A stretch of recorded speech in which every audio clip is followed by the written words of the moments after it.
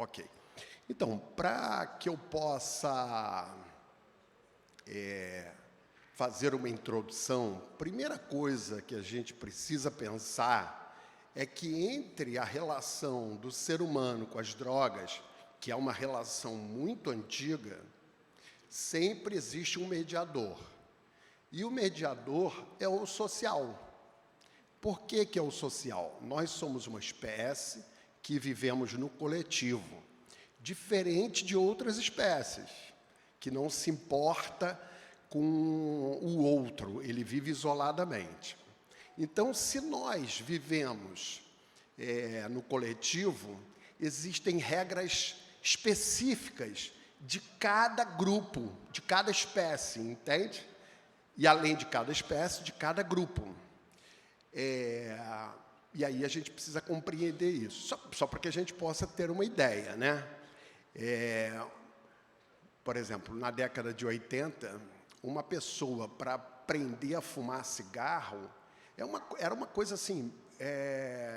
Aprender a fumar cigarro não é uma coisa simples, tá? Porque você não basta botar fumaça na boca, você tem que aprender a tragar, dessa forma que acontece. Só que isso é muito difícil para uma pessoa. E aquele gosto ruim na boca, é você tossindo, e o que te faz insistir a ponto de desenvolver uma habilidade para fumar? O que é isso? O que move o indivíduo a aprender a ficar com aquele gosto horroroso na boca e colocar a fumaça, conseguir falar e depois soltar a fumaça? Óbvio que nós estamos falando de um conjunto de regras sociais que as pessoas que estão ali naquele grupo, naquele microgrupo, naquele micro-sociedade, estão ali deixando claro que as pessoas que fumam ali, elas têm um status que funciona dentro do grupo, certo? E aí tem o status daquele que sabe tragar, né? Tem o status daquele que sabia soltar bolinha com as fumaças, esse daí era o cara, certo? Então, isso que nós estamos falando, nós não estamos falando sobre o gosto, nós estamos falando sobre eu suporto o gosto ruim de alguma coisa para poder ser aceito nesse grupo social, porque eu não vivo isoladamente. Eu pertenço a um grupo social que, para permanecer nele, eu me rendo às regras estabelecidas nesse meio. E aí é o que eu digo para todos os pais: onde nós estamos deixando os nossos filhos? Porque as regras sociais dali é que eles vão se submeter, né? Então, vamos sempre lembrar disso, né? Há um tempo atrás, uma mãe falou assim para mim: não, ele já perdeu o ano numa ótima escola, uma escola que custa uma fortuna, e eu vou colocá-lo numa escola ruim, para ele poder sentir exatamente o que é bom. E eu expliquei para ela: olha, as regras sociais daquela escola são diferentes da outra. Provavelmente ele vai aprender naquele novo grupo social outras regras, e elas provavelmente são piores.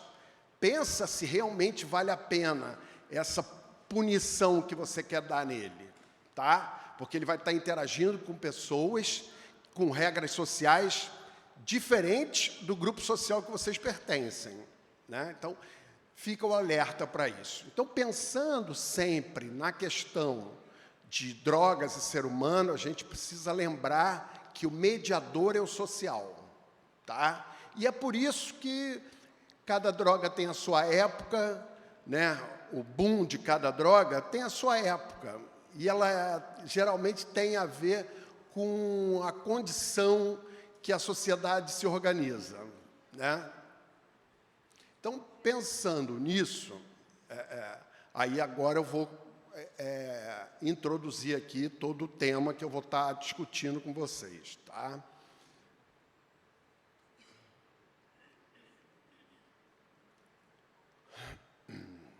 Deixa eu pegar só uma aguinha.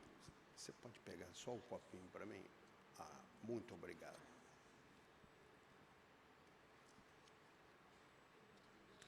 Eu não vou conseguir isso. Obrigado. Então, Para a gente falar aqui hoje sobre riscos na adolescência, a gente, primeiro de tudo, precisa pensar que não nasce um adolescente, nasce um bebê que entra na classificação de infância, se desenvolve, e é na infância que tem a maior capacidade de abstrair conteúdos do ambiente que ele está interagindo, e, a partir disso, começa-se a construir o que eu chamo de vínculo terapêutico, não é vínculo terapêutico, o vínculo hierárquico.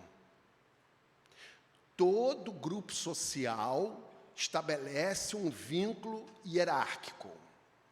Eu gosto de usar alguns exemplos que são interessantes. A falta de conhecimento faz as pessoas terem interpretações equivocadas. Nós vivemos num bairro que as pessoas... Toda a cidade, né? Nós somos de Niterói, mas todo lugar é assim agora. Todo mundo tem um cachorrinho, né? As pessoas se encontram na rua com os cães e eles pensam que os cães funcionam como eles. E aí ele quer levar o cãozinho dele para apertar a mão do amiguinho, entende? Só que essa espécie, ela não funciona dessa forma. Por exemplo, nós humanos, quando nos deparamos com uma pessoa e vamos nos conhecer, é educado eu olhar nos seus olhos, estender a mão, apertar a sua mão e permanecer olhando dentro dos seus olhos. Isso significa que eu estou te dando atenção, estou te dando importância, correto? Não é essa a educação? No mundo canino, não é assim que funciona, porque é uma espécie diferente. No mundo canino, quando um cão está olhando para o outro fixamente, nos olhos do outro, alguém tem que tirar o olhar, se não tirar, está desafiando. E aí eles vão ter que brigar para disputar hierarquicamente quem é o alfa e quem é o beta. Só que é interessante, né, os pais e mães de pet, que eles falam assim, lá o amiguinho. Eles estão ali numa situação conflituosa, prontos para sair numa luta corporal, e os proprietários, eles estão, o amiguinho, olha só como é que ele está feliz. Ele não está feliz.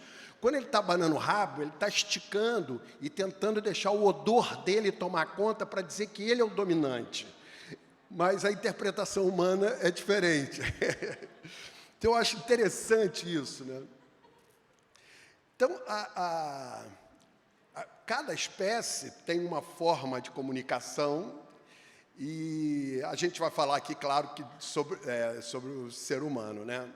Então, assim, quando um ser humano, antes dele ser adolescente, ele passa pela infância. Na infância, ele tem o momento onde ele faz o maior número de registros, sobretudo, tá?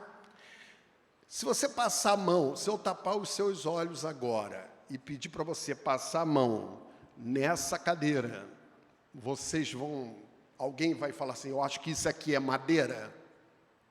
Não.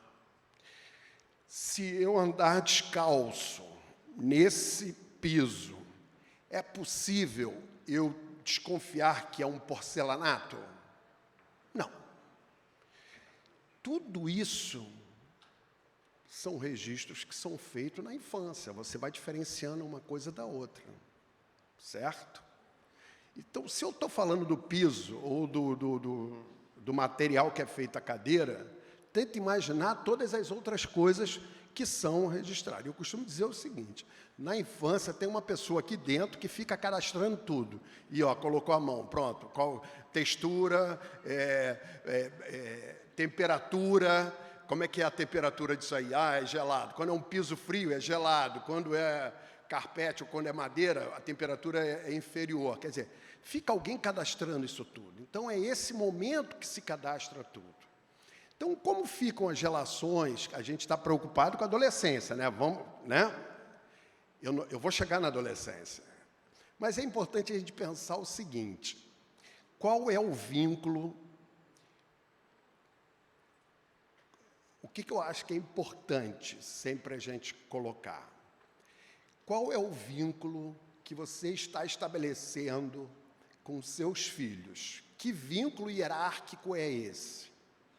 Será que ele está aprendendo através de uma comunicação não verbal, que é ele quem decide as coisas, que é ele que determina as coisas, que é ele que escolhe o lugar aonde a família vai, é ele que decide a hora do banho, é ele que decide a hora de arrumar a cama dele, é ele que decide a hora de escovar o dente dele? Porque se ele tem esse poder todo na infância, está claro que ele é o alfa. Entende isso? E quando a gente tem um alfa imaturo, sem experiência de vida, isso vai produzir muita angústia. E o que ele vai fazer com essa angústia? Existem inúmeras possibilidades, inclusive usar drogas, certo? Eu gostaria de perguntar a vocês o seguinte: vocês já observaram como é que a pata conduz os patinhos? Ela vai perguntando para cada um o que eles querem comer? Ela pergunta para onde eles gostariam de ir? Norte Shopping, Barra Shopping, a pata não pergunta essas coisas. Ela vai e eles só têm um trabalho, de segui-la. Certo? Eles não têm outro trabalho, a não ser seguir o líder, que é a pata. Correto? Ela tem que se preocupar com um monte de coisa. Inclusive, se vier um gavião, ela vai ter que sair no tapa com esse gavião. Ela vai ter que pensar e ver o caminho menos perigoso. Ela vai ter que pensar se o obstáculo é possível o filhote passar, o patinho passar. Quem tem que pensar nisso tudo é o adulto. A criança só tem uma coisa: seguir o líder. Tem uma brincadeira, lembra que tinha uma brincadeira disso? Segue o líder? Então, é isso aí. A criança só cabe o segue o líder. Não, o pessoal também falou segue líder quando teve uma questão do Botafogo. Aí. Ah, foi do Flamengo? Claro, porque o Flamengo é superior, não tenha dúvida, mas eu...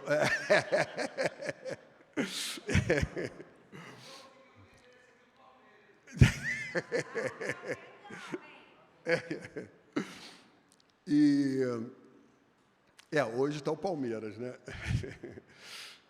Então, quer dizer, é possível nós, seres humanos, seres superiores, aprendermos com a patinha? É possível aprendermos com um gatinho? É possível aprendermos com um cachorro? Como que ele faz para que o filhote aprenda que ele é o líder? É possível nós aprendermos. Porque a gente sai de um campo tão instintivo e vai para um campo tão intelectual, um campo de pensar, de elaborar, de questionar, e que às vezes a gente perde a essência da coisa.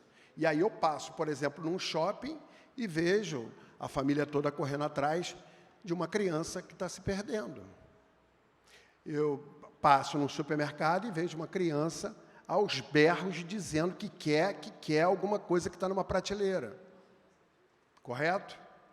Parece que a comunicação ali é: eu mando e você vai ter que me obedecer. Se você não me obedecer, eu vou fazer um escândalo.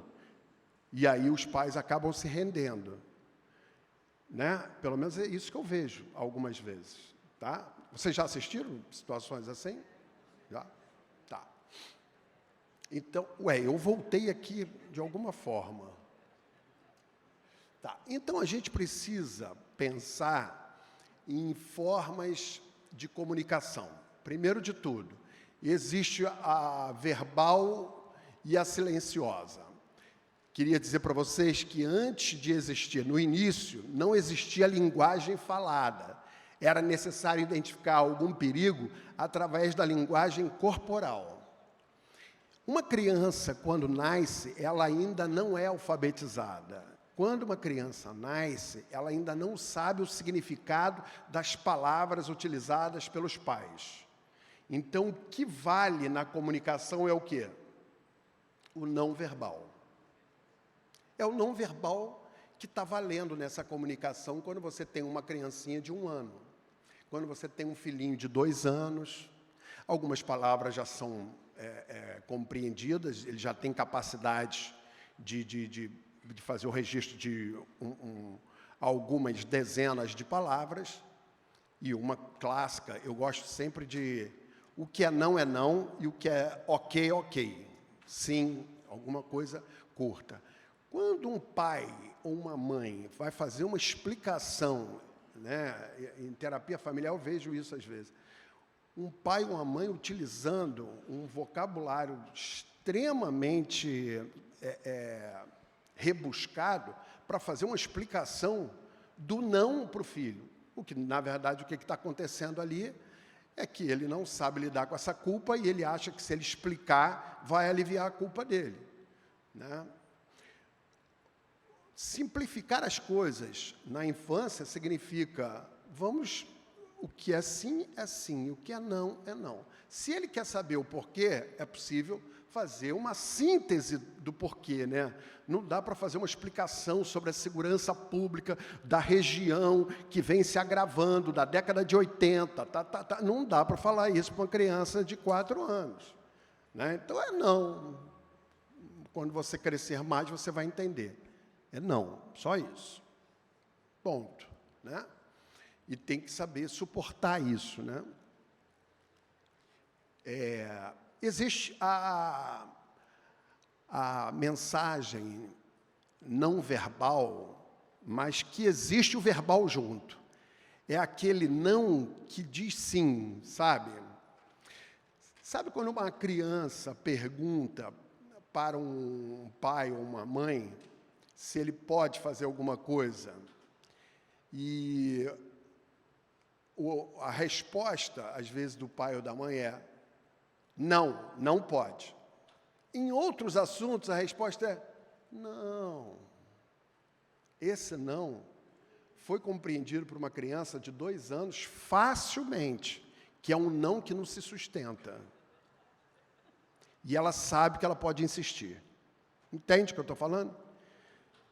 A criança tem uma capacidade, como ela não tem a linguagem adequada, ela usa muitos outros sentidos. Entende isso? Então, ela percebe facilmente se você está favorável ao sim, mas está dizendo não. Ou se você está favorável, ou o contrário disso. Tá? Então, a criança sabe disso. Por isso que é importante que você tenha um posicionamento onde a comunicação fique um pouco mais clara. Né? Pensando sobre essa questão que eu estou falando até agora, eu gostaria de botar um vídeo só para que a gente pudesse entender um pouquinho do que eu estou falando antes de chegar na adolescência. Tá? Tem um vídeo para... Tem um vídeo. Cadê aquele meu copinho de água? Pode soltar? Ali, ó. Ah, que maravilha. Pode soltar o vídeo, então? É esse aí? Alexandre? Eu estou vendo lá, está aqui também. Né? Ok. Tem som? Não, não tem som. Nós vamos fazer como as crianças, vamos observar, tá? Todos vamos observar. Isso é um shopping, um homem de 30 anos, uma filha que provavelmente está com 2 anos, e ele está fazendo aqui um treinamento para que essa criança entenda quem é o líder. Então, ele está andando. Claro que a mãe dessa criança estava escondida num lugar mais distante para trás, está dentro de um shopping onde tem segurança, correto? E aí a criança se perde, está vendo ali? Ó, olhou para trás, se distraiu. Ele fica de costa para ela e ele, então, espera para ver como é que vai ser o impacto quando... Ah lá, agora ela estica o braço e vai, com medo de perdê-lo, correto? Pronto. É porque está sem o áudio. Ele fala assim, ué, você estava onde? Ela, eu estava ali. Ou seja, fazendo de conta que não estava sendo de propósito, tá?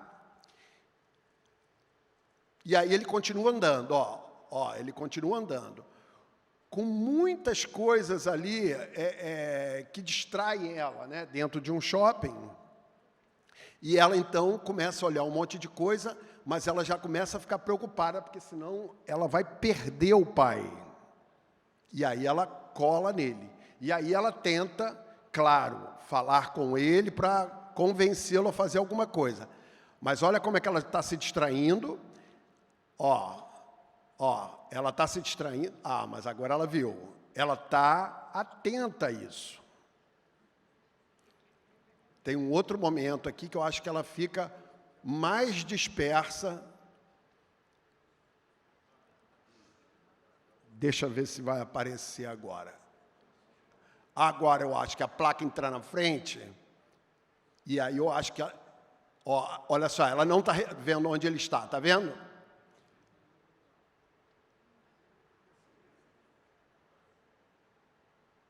Sim, aí agora ela percebe ele e aí ele continua andando, tá certo? Claro que existe um outro adulto, que é a mãe da criança, que está lá na outra ponta, e agora a criança vê que ele está saindo ali e a criança vai atrás.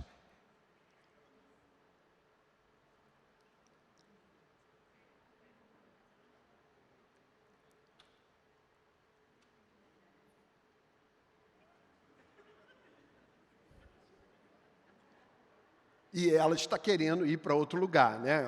Está claro isso, né? Que ela está tentando convencê-lo a ir a outro lugar. Acabou. Então, o que eu acho que é importante desse vídeo? Ficar claro que, dessa forma, ele está mantendo.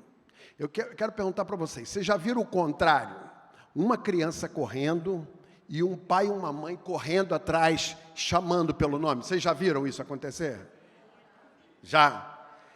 Então, nós estamos falando que a pata está correndo atrás dos patinhos. Só que eles são vários, né? Muitas vezes, né? Então, como é que você vai perder pata? Entende isso? Se você não constrói um vínculo hierárquico, que você é o líder e o seu filho só precisa te seguir, isso pode complicar um pouquinho mais para frente, porque ele pode não te respeitar nesse lugar dessa liderança. Pelo contrário, ele pode achar que ele é o líder.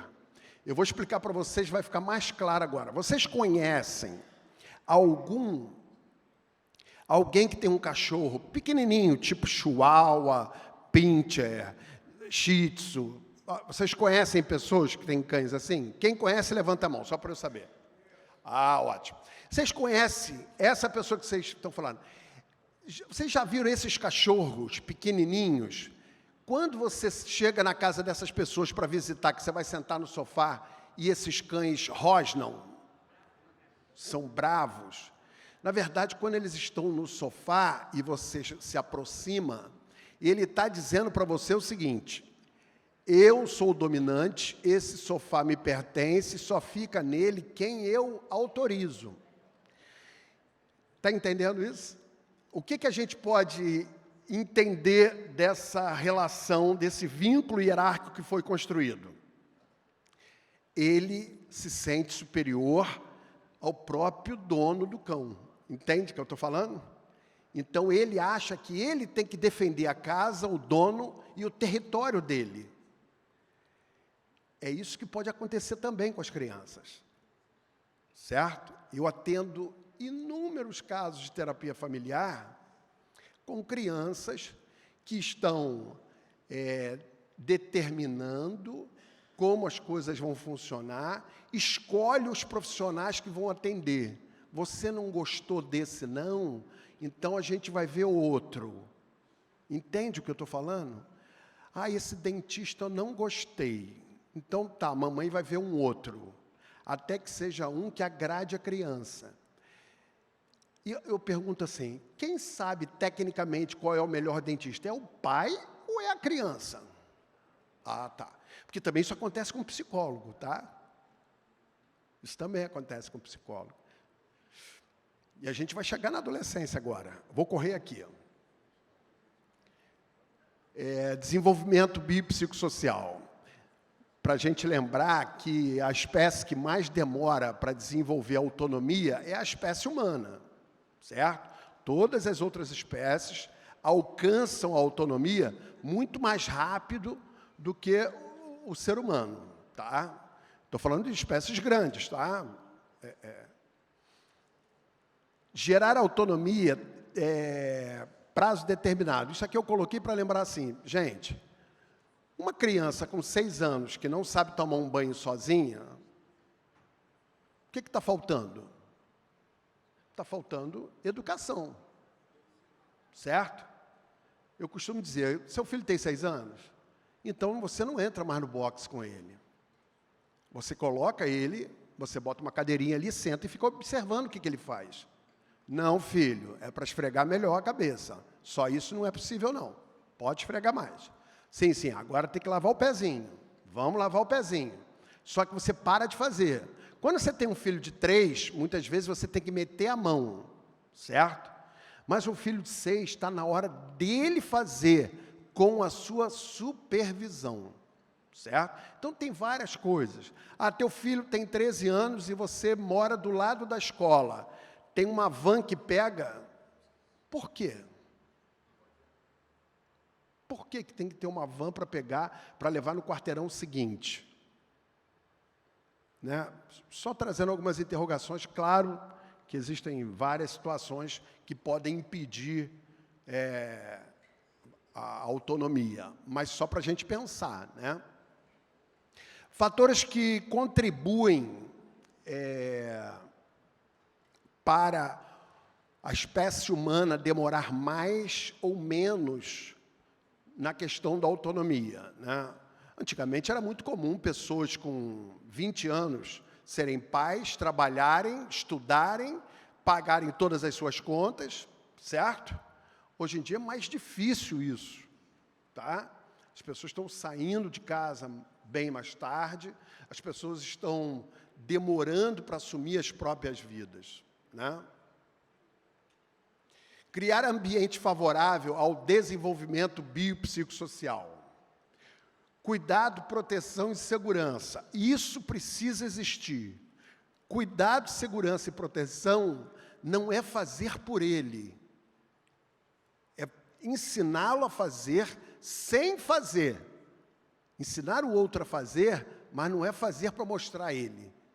Certo? Fazer para mostrar a ele já viu isso tudo lá atrás. Ele agora está na hora de praticar. E é óbvio que o aumento da expectativa de vida, né, isso é uma questão, muitas vezes, que contribuem para as pessoas irem ficando em casa, né? Os pais estão vivendo mais, as pessoas estão vivendo mais, e muitas vezes, quando a família chega o momento dos filhos saírem, elas não sabem bem o que vão fazer, né? E ainda tem aí alguns anos pela frente, mas o que nós vamos fazer? Então, às vezes é mais fácil ficar achando uma doença no filho para poder ter o motivo de ficar vivendo. Entende o que eu estou falando? Compreenderam isso ou ficou difícil? Beleza.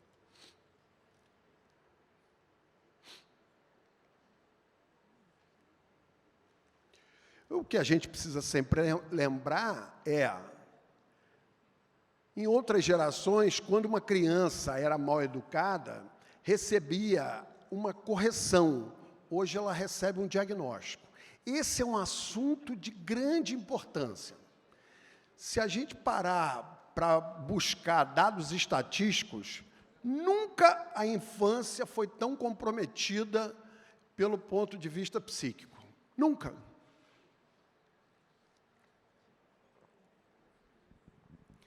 Por vários motivos, mas um deles se a criança tem um transtorno, acabou, eu não preciso mais educar, eu tenho que seguir a orientação do profissional. Acabou.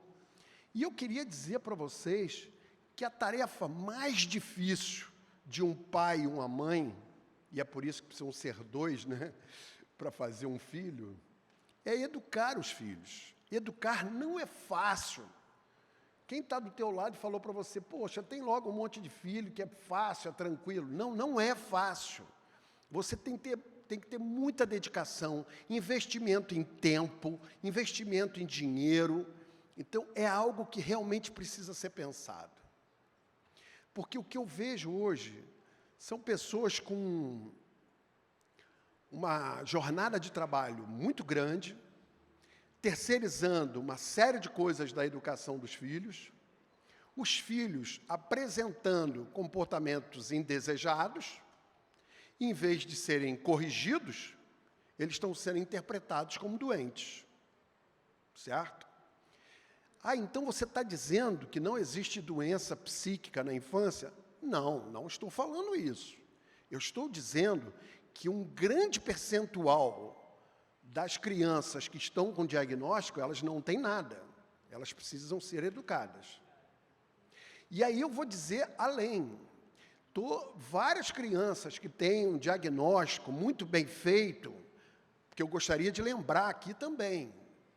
Nós, da minha área, né, a área psi, o diagnóstico se baseia numa interpretação humana. Certo? O ortopedista, ele hoje se encontra numa condição privilegiada, porque historicamente ele tinha um raio-x, depois ele teve uma tomografia computadorizada, e hoje ele tem uma ressonância magnética. Então, a chance dele errar no diagnóstico é mínima.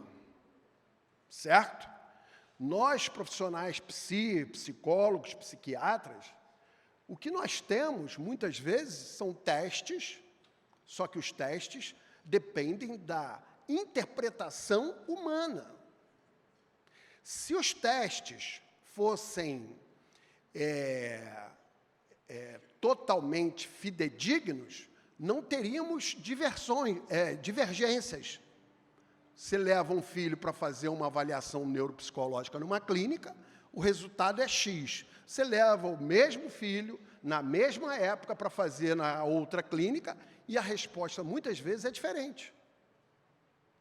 O que nós estamos falando com isso? Que depende da interpretação. A ciência ainda não evoluiu tanto a ponto de nós termos um diagnóstico preciso na área psi, e aí eu estou falando da psicologia e psiquiatria, a ponto de todos chegarem a um consenso daquilo. Tá?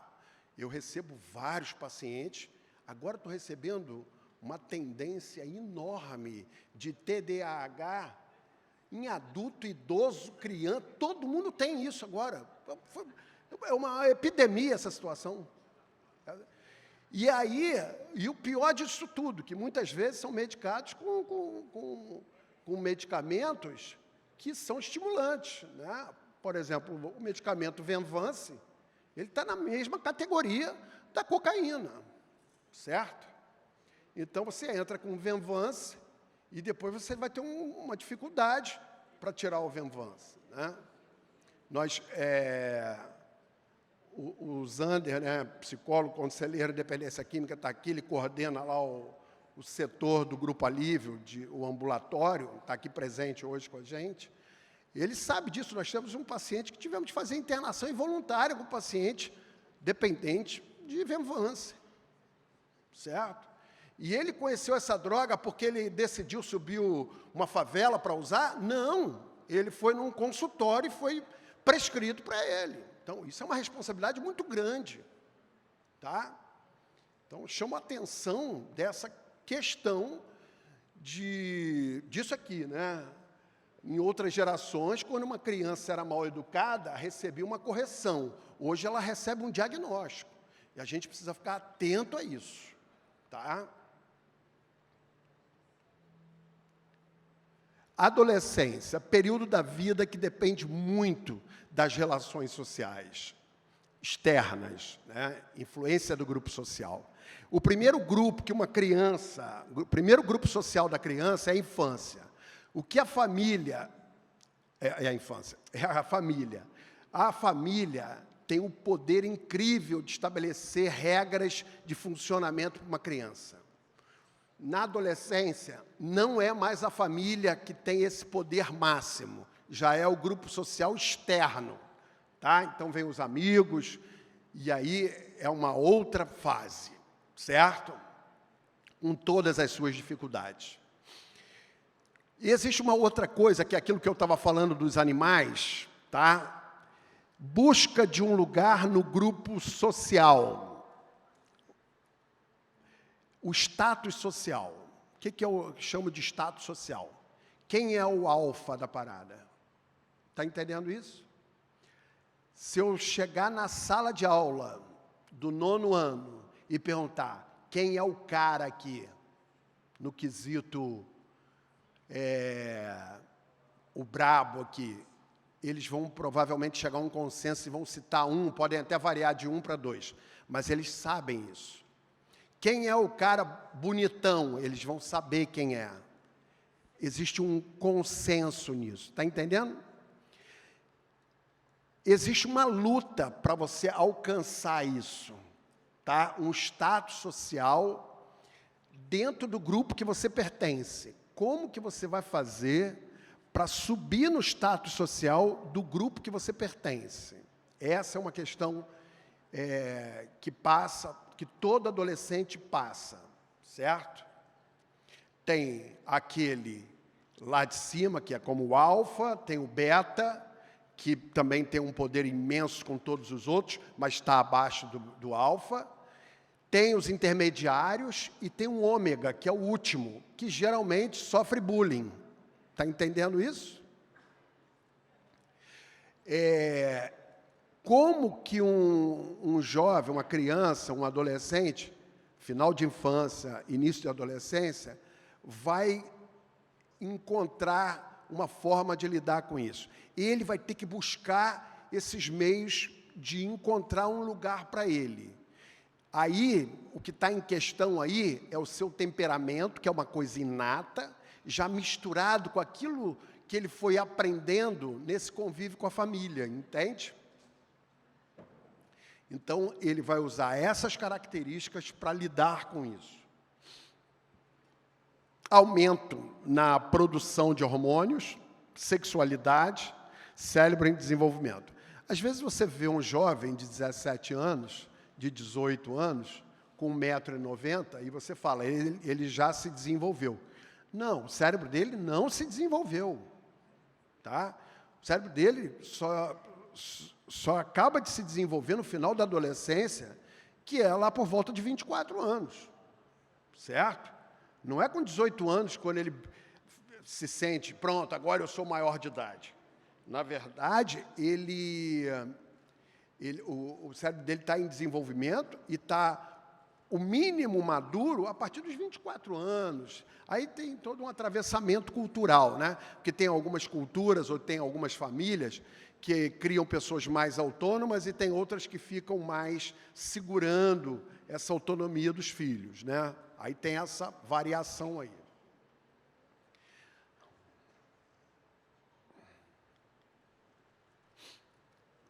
O que eu acho que é muito importante aqui é a gente pensar que existem fatores de proteção e existem fatores de risco, certo? A gente tem que sempre aumentar os fatores de proteção e diminuir os fatores de risco. Essa é a questão, tá? Essa é a matemática, tá? Para a gente poder fazer uma boa avaliação, por exemplo, num adolescente.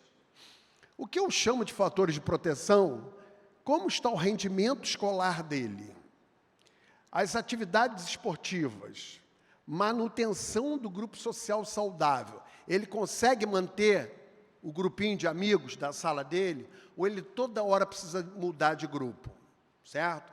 Ele está no 9º ano e ele mantém amizades com o pessoal do 5º ano, ele tem essa habilidade? É um fato para a gente pensar. Responsável com tarefas, casa, colégio, amigos. Eu sei, gente, que é muito mais prático o pai e a mãe que precisam sair às 7h30 de casa, botar o seu despertador e sair acordando os filhos todos, preparando o cafezinho para eles e falando, vambora, vambora, vambora, o filho está com sono, vamos, me empurrando, dando beijinho nos filhinhos. Isso é lindo, para ele ficar dependente de você para o resto da vida. Então, o que eu acho que é importante é a gente aproveitar a vida cotidiana para gerar autonomia nos filhos. O que eu penso? O seu filho está no Fundamental 2, por favor, desenvolva autonomia a ponto dele colocar um despertador, ele acordar, ele ir ou tomar banho, aí depende da cultura da família, né? Vai tomar banho, vai escovar dente, vai tomar café da manhã, ou vai tomar o café da manhã para depois escovar o dente, aí é de cada família. Ele precisa fazer isso, ele precisa arrumar a mochila dele. E aí, esses pais, tem um dos pais que para, olha, supervisiona e vai. Mas puxa, eu tenho medo dele perder uma prova. Não, no dia de prova, não é para você... No dia de prova, se você viu que ele não acordou, aí nesse dia você acorda. Num dia de aula normal, deixa ele perder a primeira aula, não tem problema. Não chama ele. Ele vai acordar assustado, vai falar, ué, perdi. A vida é assim. A vida é assim. Você precisa desenvolver a sua responsabilidade. Eu acordei para o meu compromisso de trabalho. Você não acordou, não? Puxa vida! Aí você pode também fazer de conta que não viu, né? Não reparei, eu estou aqui envolvido com o meu trabalho. Você não acordou, não? Porque o seu é escola, o meu é trabalho. Eu estou aqui de pé, desde as 6. E aí você tem a possibilidade de deixar ele errar, porque ele vai errar. Ele não vai errar uma vez só, não. Educar é isso, entendeu? Ele vai errar uma, vai errar duas. Você só não pode fazer por ele, porque senão ele aprende esse caminho de atalho. Entendeu? E aí, fatores de proteção é isso. Ele tem responsabilidades com a casa, com o colégio, com os amigos. E os fatores de risco, para a gente ficar atento, esse adolescente, ele está no isolamento social. Agora, não confundam isolamento social com interação online, tá? Às vezes a pessoa está interagindo com todo mundo, está super saudável, mas a família está achando que ele está isolado dentro do quarto. Na década de 80, quem ficava isolado dentro do quarto, a gente tinha uma compreensão. Hoje as coisas mudaram, porque ele pode estar falando com o mundo inteiro, tá? Então não vamos confundir isso. Troca de grupos sociais. Quando ele não consegue se firmar com grupo nenhum, certo? Isso é uma coisa para a gente ficar atento, tá? Porque é possível que o grupo de pessoas que, por exemplo, o grupo de pessoas que usam droga, eles são extremamente acolhedores. Não tem preconceitos, eles aceitam, estão de portas abertas, entendeu isso? Então, se ele vai trocando de grupo em grupo, ele vai passar por esse grupo. E esse grupo vai ser super acolhedor, entendeu? Então, é uma coisa para a gente falar. Aí, tudo bem, detectou esse problema. E agora? E agora? Por que você não estimula ele a chamar na sua casa os amigos dele para ver o jogo de futebol que ele gosta? Uma suposição, tá, gente? Cada um pensa na sua. E aí, você promove uma pizza para todo mundo e manda ele chamar os amigos para você conhecer, ter proximidade desses amigos, e você vê o que está acontecendo, certo? Criar vínculo com esses amigos, com os familiares desses amigos, certo? Isso é uma estratégia que a família pode ter. Baixo rendimento escolar. Tem que avaliar uma série de coisas. Primeiro de tudo, é a mesma escola que ele estava? Ou ele trocou de escola? Tá? Porque aí pode ser uma dificuldade cognitiva. Mas é a mesma escola, só que ele começou a ter um baixo rendimento e não está reagindo a isso. Tá? Isso é um fator de risco. E o último aqui que eu coloquei, óbvio, que é o uso de álcool, jogos, vape e outras drogas, né? O que a gente precisa lembrar é que jogos, reels de Instagram, TikTok, uso de drogas psicoativas, tudo isso produz dopamina.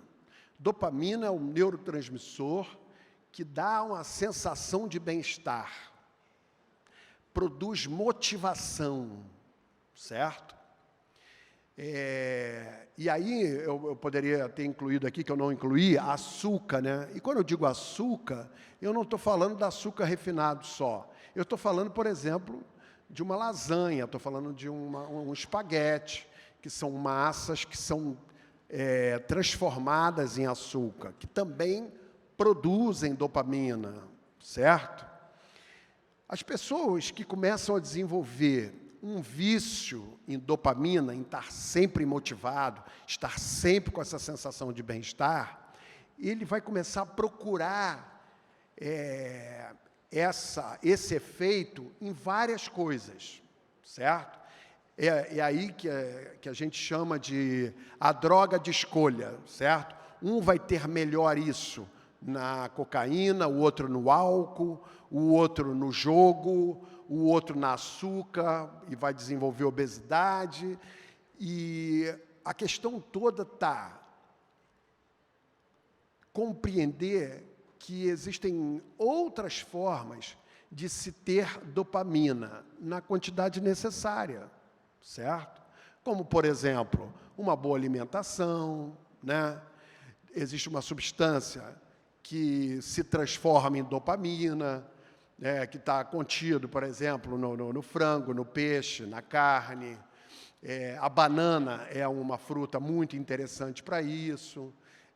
Atividade física produz dopamina depois que ela se torna um hábito, certo? Então, existe a necessidade de se procurar o desenvolvimento de um diagnóstico de dependência química, está relacionado ao afunilamento de recursos de dopamina, certo? Um indivíduo utiliza droga, produz dopamina. O indivíduo joga futebol toda terça e quinta, produz dopamina.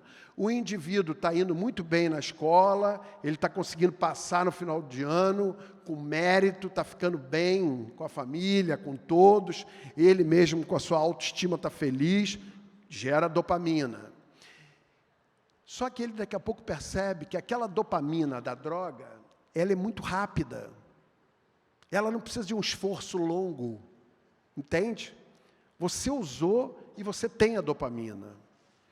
E aí o que acontece? Ele começa a repetir essa mais vezes e começa a espaçar as outras fontes de dopamina, certo?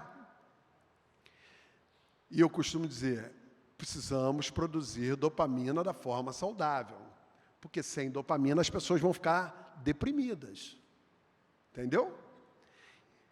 Quando o indivíduo se depara com diagnóstico de dependência química, praticamente a fonte de prazer de dopamina dele está no uso daquilo que ele faz de forma descontrolada.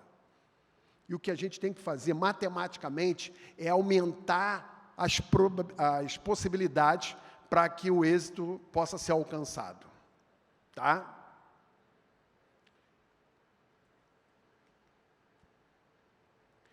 Queria dizer para vocês que bons pais são aqueles que vão se tornando desnecessários com o passar do tempo. Nós, pais, precisamos se tornar desnecessários aos nossos filhos. Os filhos não estão aqui para fazer companhia para nós, para sempre. Não.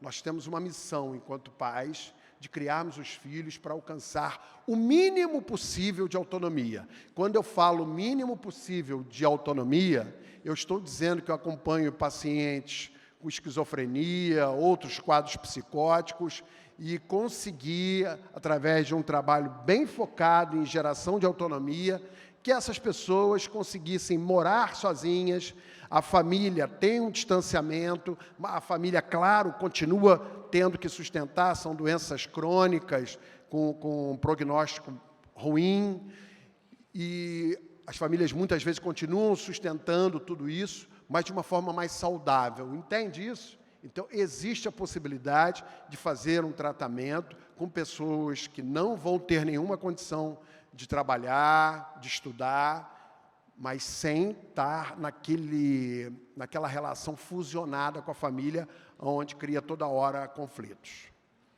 Eu queria agradecer a todos pela atenção de vocês. Não sei se vai ter perguntas.